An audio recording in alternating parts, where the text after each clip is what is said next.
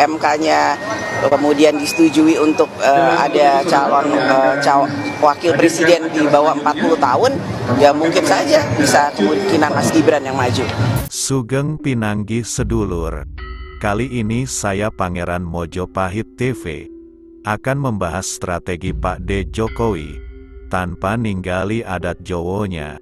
Saya sebagai orang asli Solo sedikit banyak ya kurang lebih agak memahami langkah catur Pak D. Orang Solo terkenal sangat lembut tapi mematikan. Inilah faktanya sebagai kerajaan tua di tanah Jawa yang masih aktif sampai sekarang.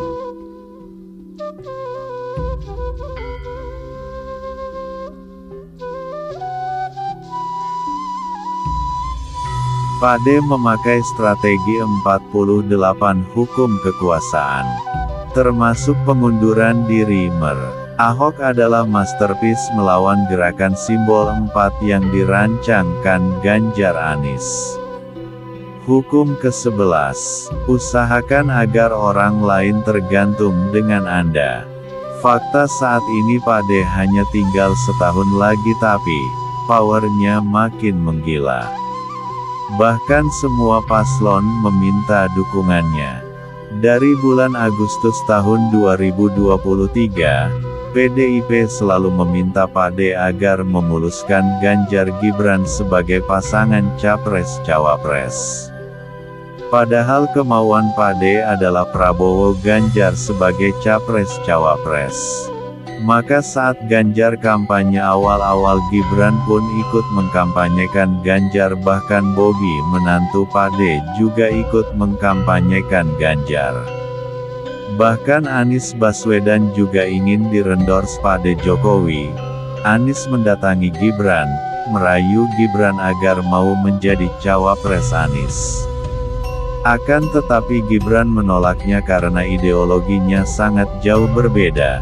Anies jelas ideologinya agamais sedang Gibran nasionalisme. Bahkan Prabowo juga mendekati Gibran dan Gibran menolak karena gak enak sama PDIP, apalagi Mbak Puan inginkan Gibran jadi wakil Ganjar. Saat itu Puan masih menunggu keputusan MK, garis bawahi ini. Puan menunggu keputusan MK. Hukum 13. Saat meminta bantuan, pancinglah kepentingan orang lain.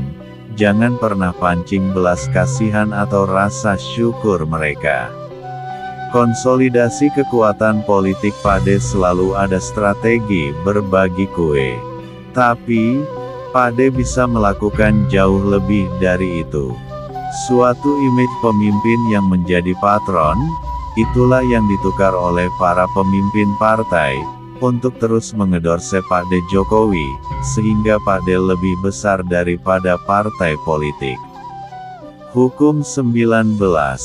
Ketahuilah yang Anda hadapi, jangan singgung perasaan orang yang salah. Pak D dari dulu tidak bisa diremehkan.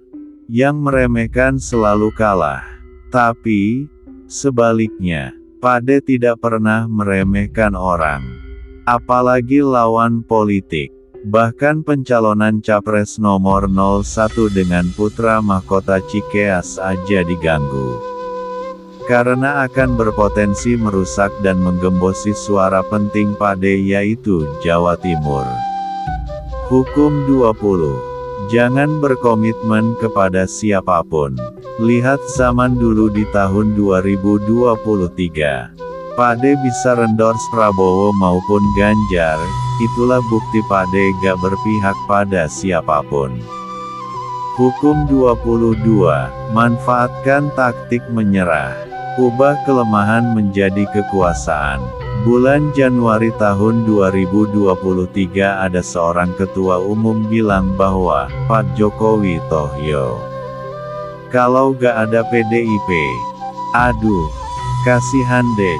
Pak D sudah mengalami ini dan menahan diri selama 9 tahun. Ibu Ketum tidak menyangka bahwa penyerahan dirinya selama 9 tahun hanya untuk memuluskan strategi di akhir masa terakhir jabatannya. Pak D kini siap nyetir ugal-ugalan. Hukum 31. Kendalikan pilihan-pilihan Anda. Suruhlah orang lain bermain dengan kartu yang Anda bagikan. Suatu ketika Pak Surya Paloh dipanggil Pak D. Jokowi ke istana. Pada pertemuan itu, langsung Surya Paloh menunjuk Cak Imin menjadi cawapres. Pada saat itu juga AHY langsung dicoret dari cawapres. Wah, loh kok bisa? Pertemuan itu merubah arah politik Surya Paloh. Padahal AHY itu sangat berbahaya, popularitas AHY sudah di atas 4%, jawabannya ada dua. Antara Pak D punya kartu AS atau Surya Paloh memang harus mengganti AHY. Karena Pak D Jokowi mempengaruhi Mas Surya Paloh. Hukum 32. Bermainlah sesuai fantasi orang lain. Semua mengira Pak D Jokowi akan mengikuti Ganjar. Termasuk Mas Adian Napitupulu, bilangnya pasti Pak D akan berkampanye untuk Ganjar, dan mengambil cuti. Tapi faktanya, ingatkan saat Pak D bilang Presiden boleh kampanye, orang-orang pada membuli Pak D. Semua orang mengira persahabatan Ahok dengan Pak D itu sangat dekat, tapi dan ternyata Ahok mengundurkan diri dari Komisaris Pertamina lalu mendukung Ganjar dengan nyali yang super besar. Apa itu bermain dalam fantasi seolah turun gunungnya Ahok akan mendongkrak suara 03? Atau jangan-jangan ini strategi polarisasi? Memisahkan agar tidak membentuk koalisi 04, hahaha. Hukum 33. Ketahuilah kelemahan setiap orang. Pak D Jokowi tahu kelemahan setiap kandidat.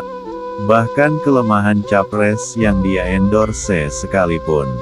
Ingat ya, ini harus sangat diingat.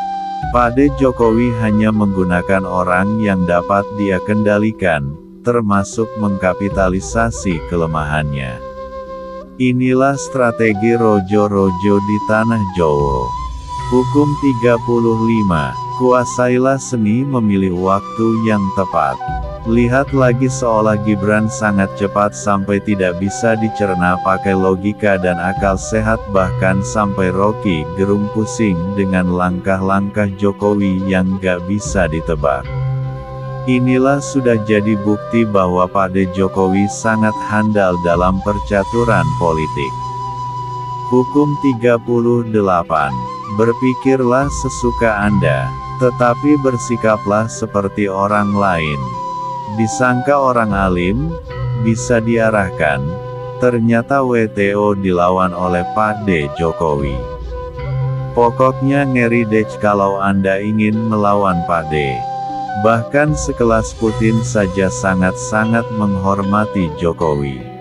Hukum 47. Jangan melebihi sasaran yang telah Anda tentukan. Dalam hal kemenangan, belajarlah untuk tahu kapan Anda harus berhenti. Pak D Jokowi tidak pernah memaksakan 3 periode.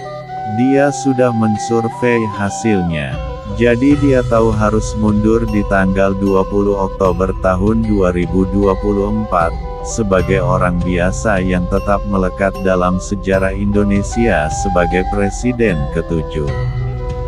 Walau dia jadi orang biasa tapi sekarang sudah terbentuk kekuasaan dirinya. Hukum 48. Jadilah seperti uap yang tak berbentuk.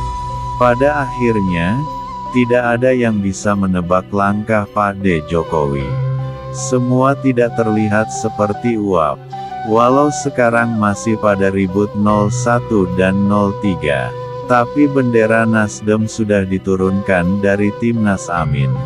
Hak angket yang ingin digulirkan Ganjar tanpa ada restu dari Puan. Kini hak angket juga akan menguap. Tinggal MK yang akan dilakukan 01